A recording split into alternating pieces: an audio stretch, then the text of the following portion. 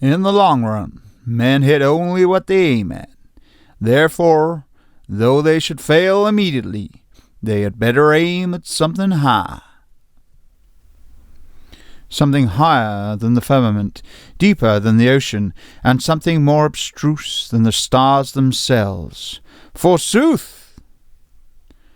For the best works of art are the expression of man's struggle to free himself from this condition, but the effect of our art is merely to make low state comfortable and that higher state to be forgotten. Yet forgotten it cannot be, as long as the gleam persists in the heart of the quiet noble, the imp of nature, clambering its way towards the surface. But I would have each one be very careful to find out and pursue his own way, and not his father's or his mother's or his neighbor's instead. As would I. Each person must unravel their own destiny, paying close attention to their moral compass in the process.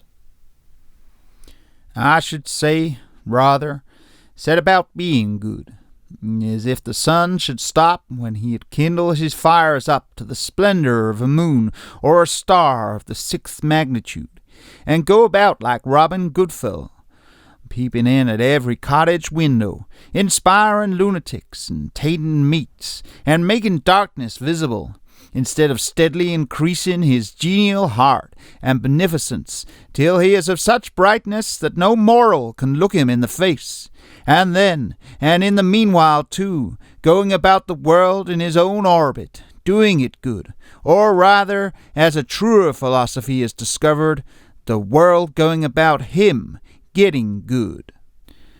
I can think of one lunatic who is inspired by such beauty.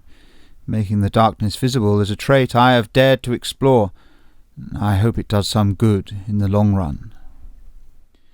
There are 1,000 hacking at the branches of evil to one who is striking at the root.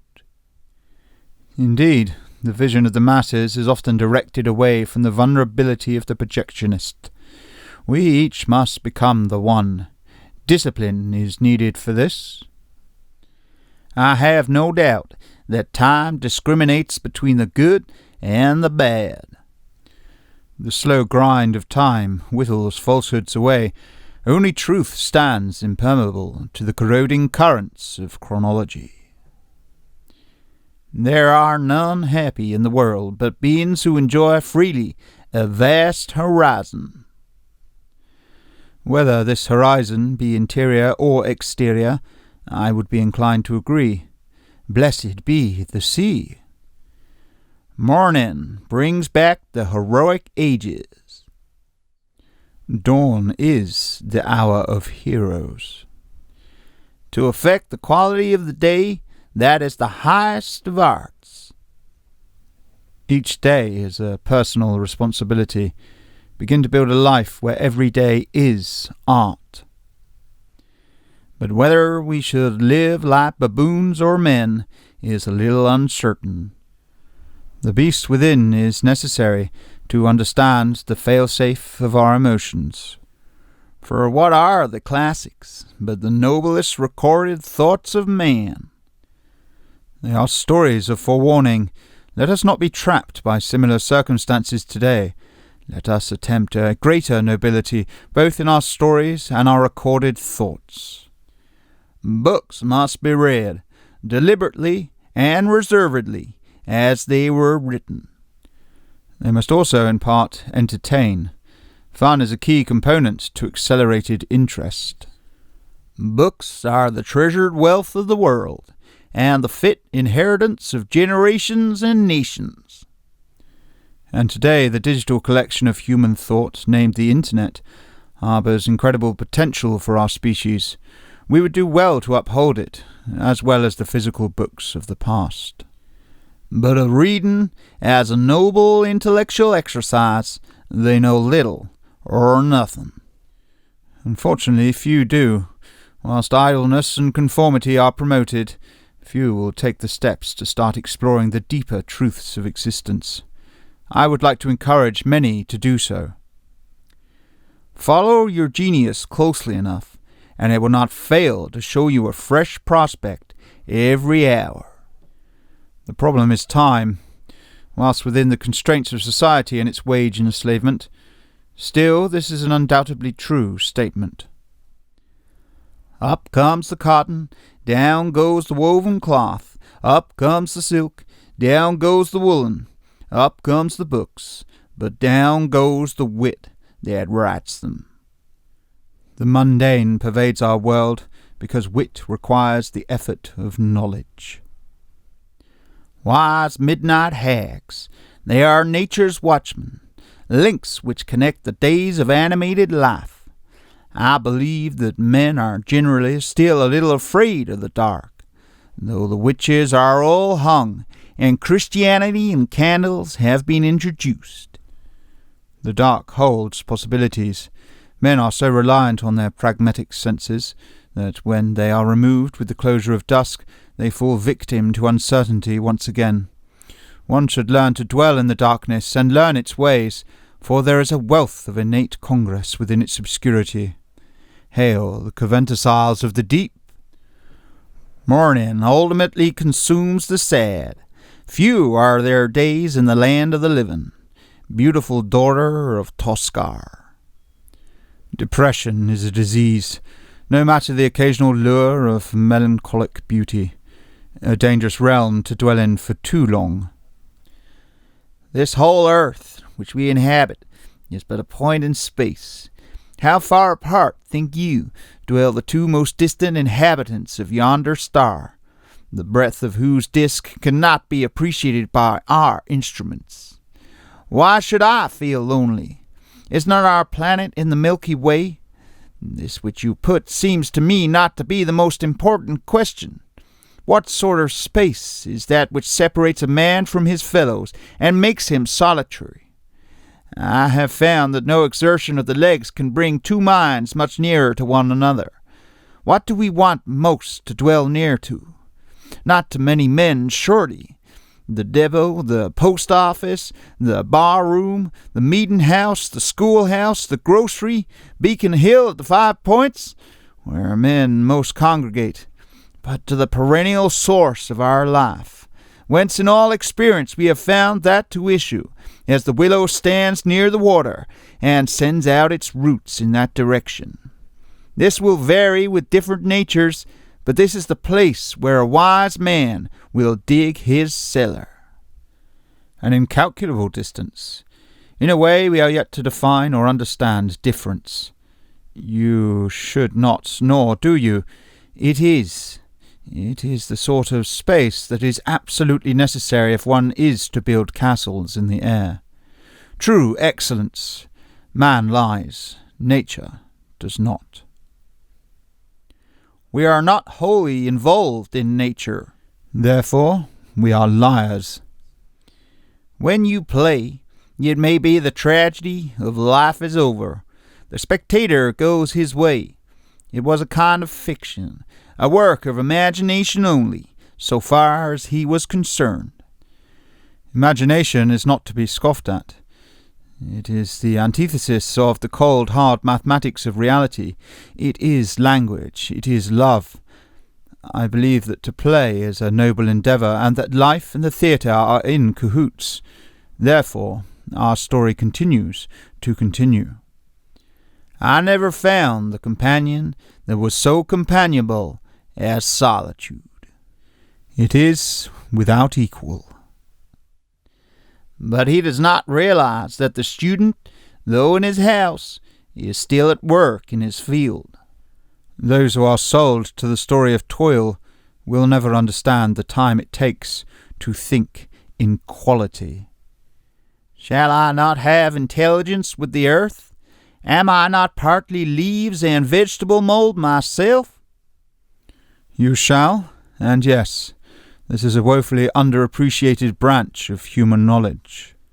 I had withdrawn so far within the great ocean of solitude, into which the rivers of society empty, that for the most part, so far as my needs were concerned, only the finest sediment was deposited around me.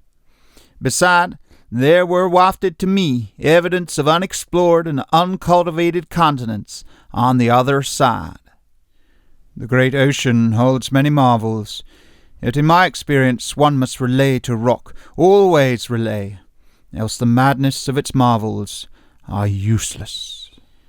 Ministers who spoke of God as if they enjoyed a monopoly of the subject. The corruption of spirituality by organization. I can think of few things fouler. And now, tonight, the flute has waked the echoes over that very water, as if the heavens were rent, torn at last to very rags and tatters. Tintinnabulum! As a broken bell they tolled, shattering the earth and rocking the moon, until the vegetation unveiled its monstrous intent upon us. By avarice and selfishness, and a grovelling habit from which none of us is free. Greed is the source of all our problems, yet is also necessary to survive. We cannot be saints with bodies to sustain. To live is to consume life. Not till we are lost. In other words, not till we have lost the world do we begin to find ourselves and realize where we are and the infinite extent of our relations. It is not until you have lost all point of reference that you yourself become the point of reference. What notable features have you? But I preferred the society should run amok against me, it being the desperate party. It is always desperately trying to conceal its flaws and those of its supporters. Still, it has potential for vast improvement. I am convinced that if all men were to live as simply as I then did, thieving and robbery would be unknown. Thievery and robbery stem from greed. When you are content with a simple life, when you have no financial obligations, you are largely free of the desire for accumulating more numbers, as nature has provided an abundance of well-being. There needs to be a universal spiritual and moralistic education which forewarns all people, regardless of their wealth or background status, against the perils of greed. If they all could turn their gaze inwards with honesty, the world would benefit immensely. You who govern public affairs, what need have you to employ punishments? Love virtue, and the people will be virtuous. The virtues of a superior man are like the wind. The virtues of a common man are like the grass. When the wind passes over it, it bends. Leading by example is a noble path. Our politicians would do well to suffice their existence upon a minimum wage. Their interest in politics should stem from a love of the service to the public, not a career of financial gain. A leader as strong and as virtuous as the wind is needed to blow over all their heads. These experiences were very memorable and valuable to me, just as reading them has been to me. Thank you. When your thought has wandered to vast and cosmogonal themes in other spheres, that is when I become whole with my imagination, my corporeal form long having been left behind, as I soar into the infinite realms of freedom that is imagination. How peaceful the phenomena of the lake! Walden is a perfect forest mirror. As the zephyr willed its way throughout, I felt no drought in mind or thought. Complex realizations arose from the very reflection of the heavens upon the earth, upon that blessed lake.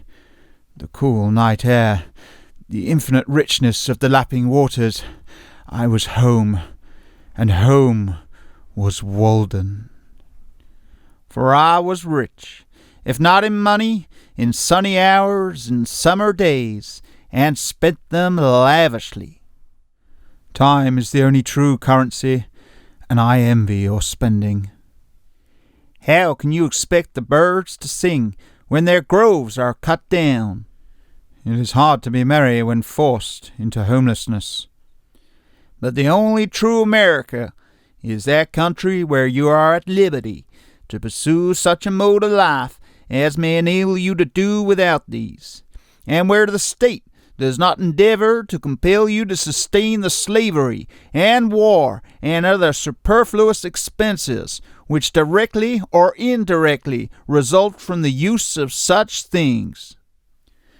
America is a country of such conflicting ideals, some magnificent in their intent, some so horribly flawed they stagnate the progress of the population. Reason and logic should be applied thoroughly throughout its value system, and hopefully opportunities for greatness may yet flourish within its borders. Of enterprise and faith are men where they are, buying and selling, and spending their lives like serfs. It is the carrot of currency they chase, all the while the clock does not stop. We should come home from far, from adventures and perils and discoveries every day, with new experiences and character. Every day has a lesson if you choose to learn. It was us. I am deeper. It was lost to us of the words.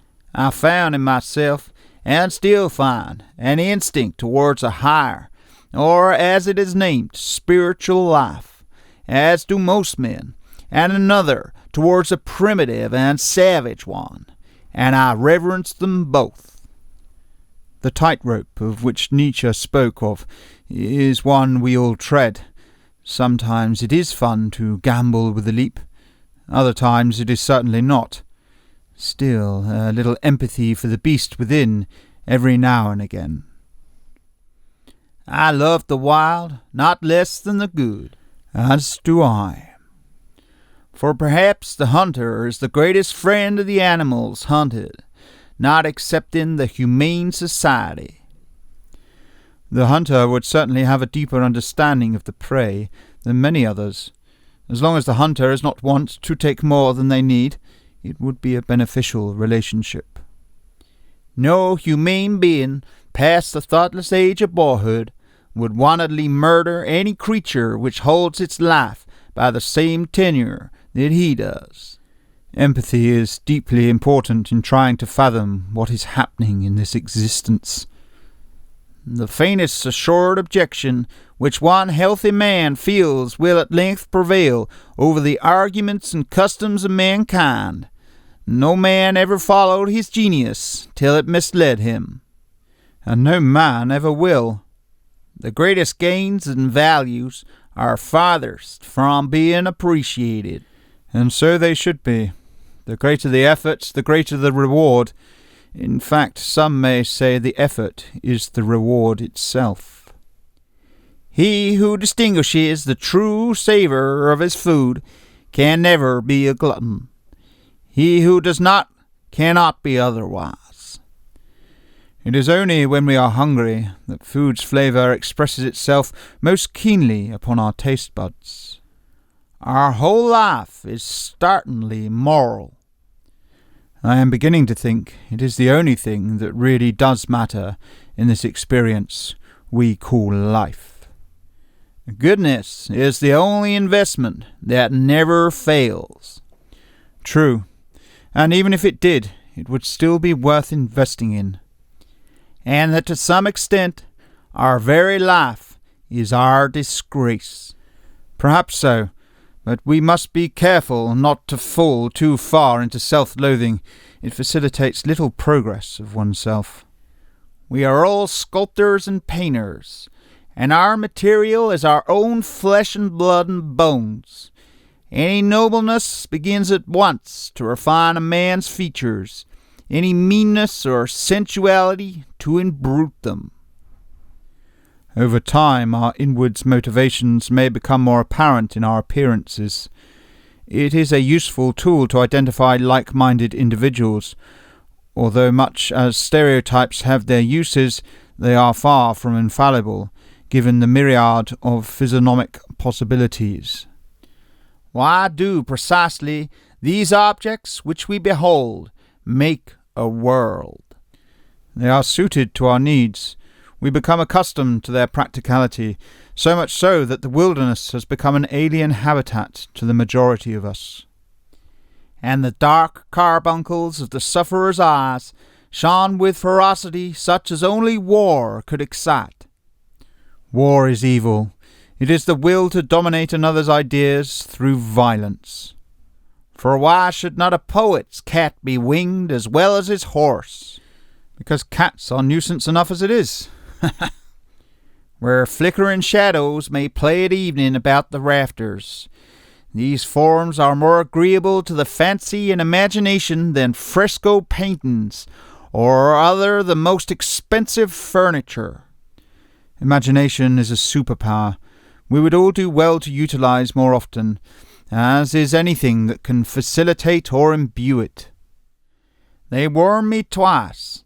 Once whilst I was splitting them, and again when they were on the fire, for even the wildest animals love comfort and warmth as well as man. Warmth is survival. Nor need we trouble ourselves to speculate how the human race may be at last destroyed. It would be easy to cut their threads any time with a sharper blast from the north. Cold is extinction. You can always see a face in the fire. Mirrored in the fire we are, humongous potential, incredibly dangerous if we lose control. And with us by the unequal light of the old wood fire talked. The magic of an open fire is hard to top. Made my bed for my feet, wit being the soul's powder, for by it hangs the history of a family. And the family hangs upon the potential of the paterfamilialis's feet, where they will take him and what they will do, until his soul's powder becomes but the witty ink on some long-forgotten pages. The earth itself will be destroyed. With such reminiscences I repeopled the woods, and lulled myself asleep. Dreams may conjecture reality, but I think it unwise to hold too strong a portent to them. The great snow, a blanket for all our sins. Strix nebulosa, a lone winnowing and hoot in the pure. But nothing can deter a poet, for he is actuated by pure love. A pure love for the fusion of possibilities, i.e., metaphor forevermore. An old mortality, say rather an immortality, with unwearied patience and faith, making plain the image engraven in men's bodies, the God of whom they are but defaced and leaning monuments. Every sculptor must make a multitude of decisions. Funny how often the most pleasing forms are in concurrence with mathematics. The perch swallows the grubworm, the pickerel swallows the perch, and the fisherman swallows the pickerel, until eventually the worm swallows the man. Ad infinitum. What I have observed of the pond is no less true in ethics. It is the law of average. Nature will explore every avenue of the mathematics of reality. Ice is an interesting subject for contemplation.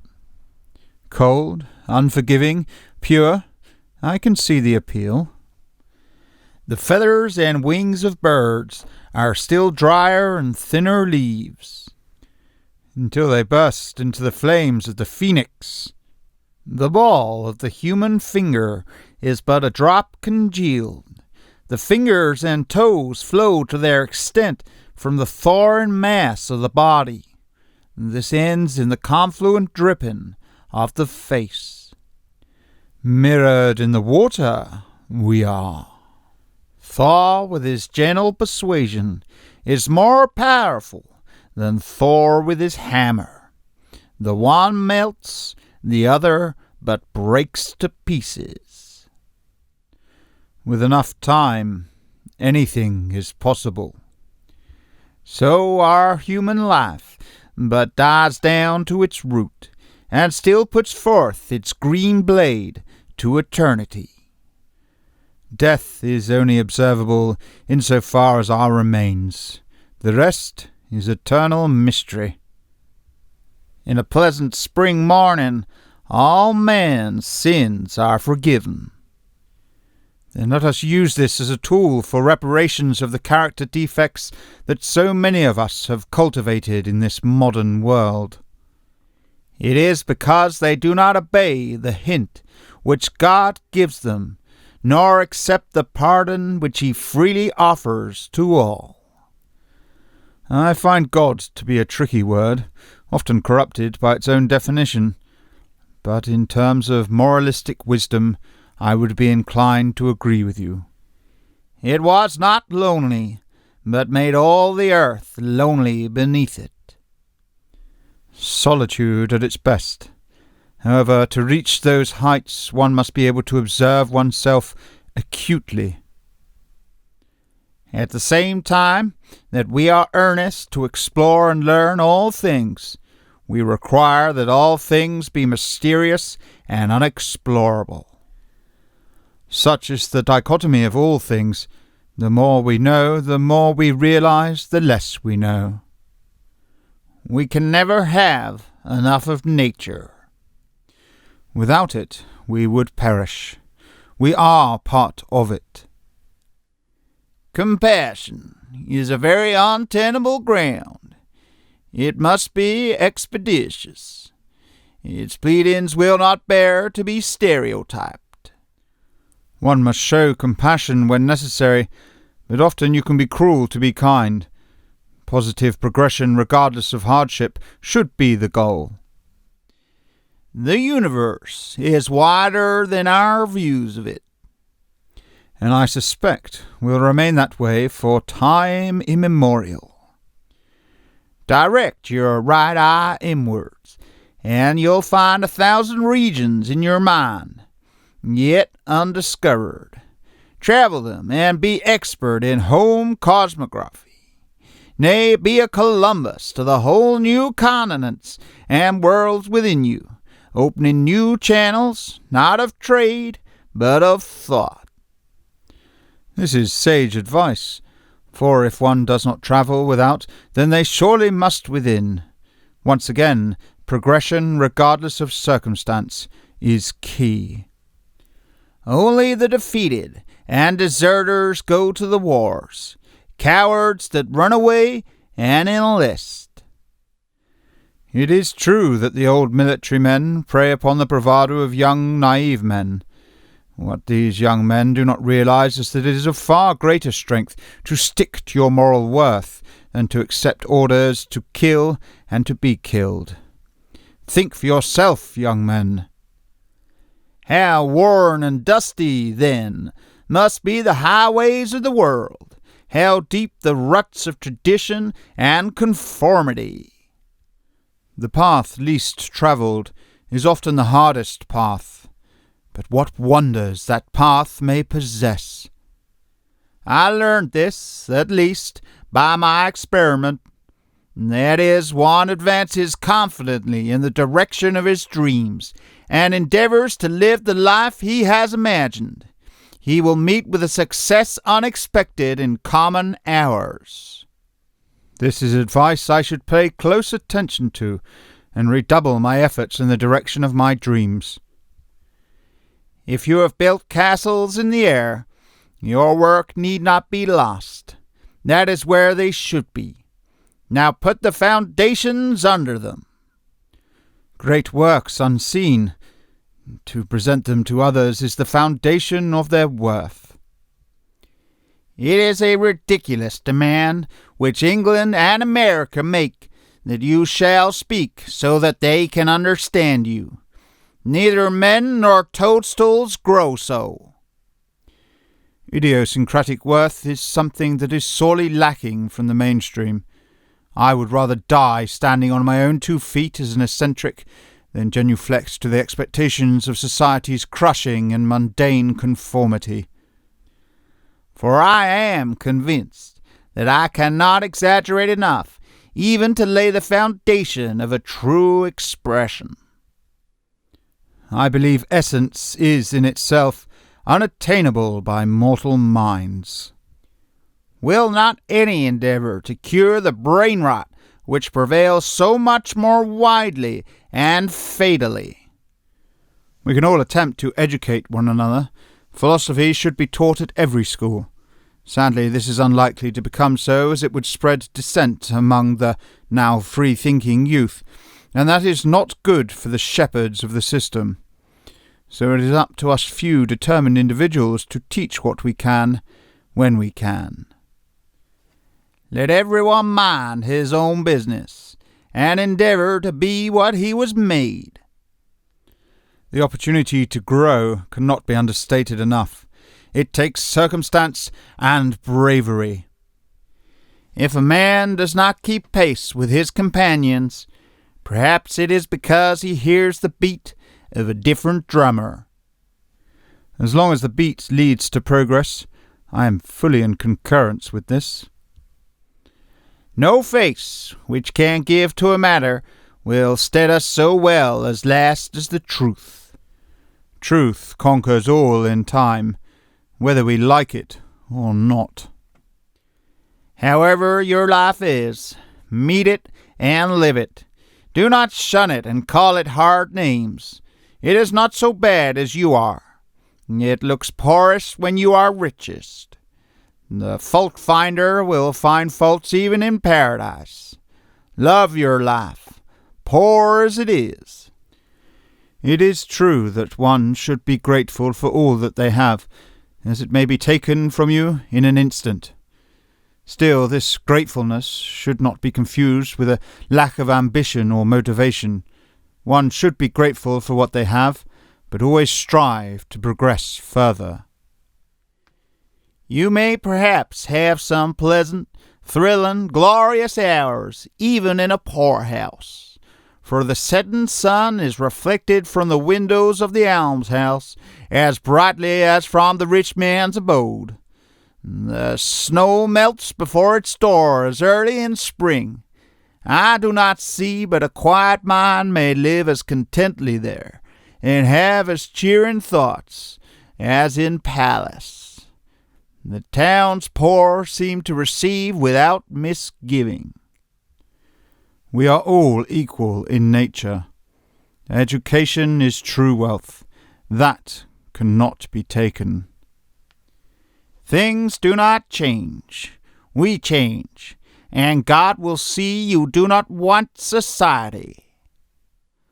I hope so, although we are always connected to one another in our dependency toward survival.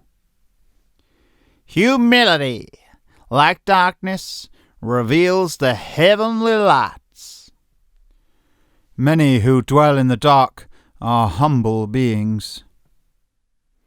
Superfluous wealth can buy superfluities only, and never true worth. Money is not required to buy one necessary of the soul, but time certainly is. Rather than love, than money, than fame, give me truth. It is the greatest of gifts to receive, and often the most difficult to come to terms with. I must remind myself to keep practicing. I am reminded of the great benefactor and intelligence that stands over me, the human insect.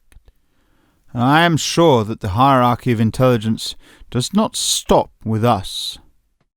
Who knows what beautiful and winged life, whose egg has been buried for ages, under many concentric layers of woodenness, in dead dry life of society, deposited at first in the alburnum of the green and living tree, which has been gradually converted into the semblance of its well-seasoned tomb, heard perchance gnawing out now for years by the astonished family of man, as they sat round the festive board, may unexpectedly come forth from amidst society's most trivial and hand-sold furniture, to enjoy its perfect summer life at last.